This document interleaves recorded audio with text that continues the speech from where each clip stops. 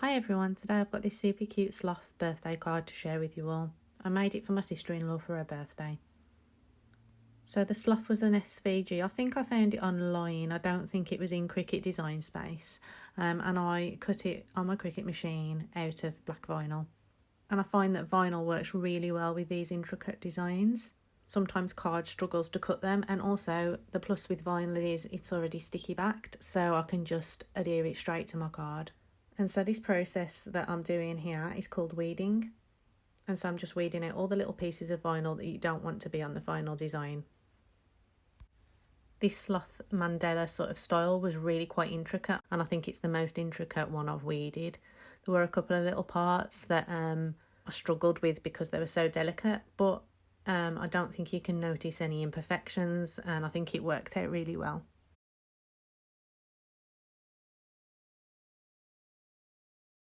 And now I'm just taking out all of that spare black vinyl from around the Sloth. And there's a couple of little bits that I missed there that I'm just picking off.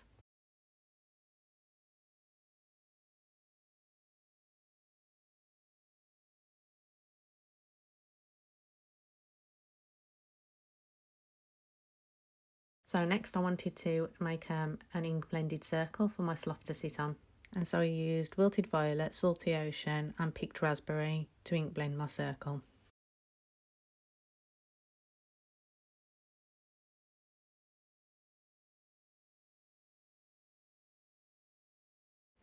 When I'd finished blending my circle, I put my Sloth onto some transfer tape.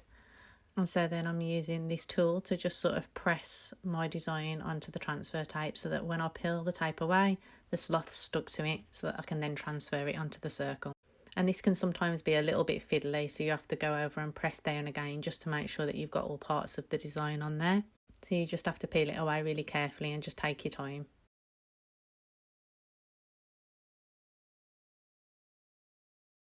So then once I've got my Sloth onto my transfer tape, I put him onto my blended circle.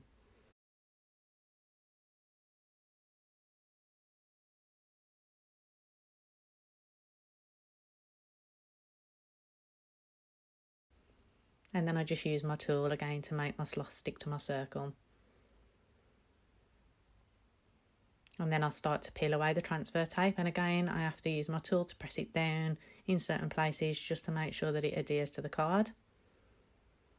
And that little branch there was particularly fiddly, but once I got past that branch, I found that the transfer tape peeled away quite easily and the rest of the design had stuck really well, which I was quite pleased about because that could have been a real pain to sort of get it to stay on the card there.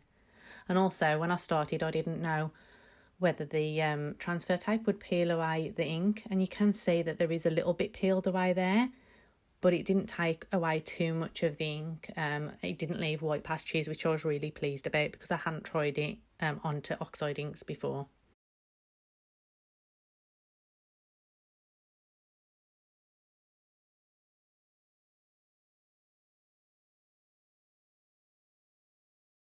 So next I've used an embossing folder and I've embossed this floral pattern onto a piece of purple card.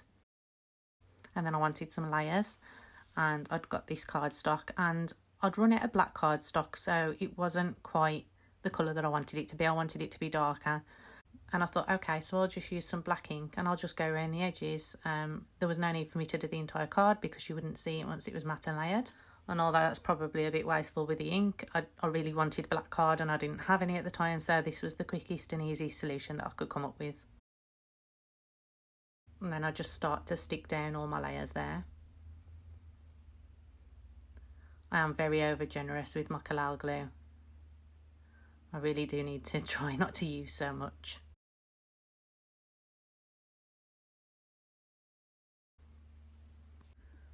So next I cut out a black circle and I do the same thing with that with the black ink to make the edge darker.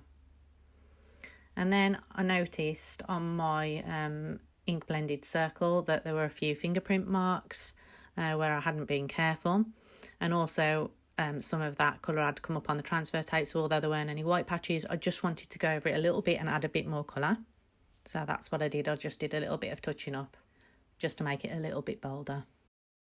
And then I layer that on top of the black circle. Next I cut a happy birthday sentiment from vinyl on my Cricut machine as well.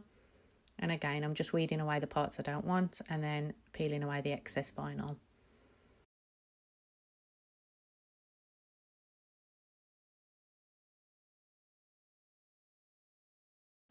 And again, I've backed it onto transfer tape and I'm peeling away the transfer tape so that I can put it onto my card.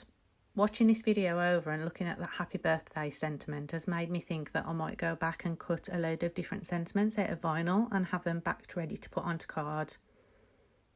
I think I've said before, I struggle with sentiments, so one of my projects that I've got on my list of things to do is to just make a load of sentiments so that I can grab one for any card. I want loads of different colours and styles so that I can just grab a sentiment and pop it on, because I find it quite time consuming because I can never decide which sentiment to use on my cards.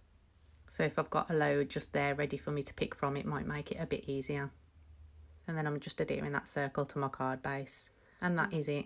I really enjoy using vinyl with cards. I've done it a couple of times now and I think it's really effective and it's a really good way to get some intricate designs onto your cards. So it's something that I will definitely use in the future again. If you liked this video, please give it a like, and if you don't subscribe already and you like my content, please go ahead and subscribe. Thanks for watching everyone, and I'll see you all again soon. Bye.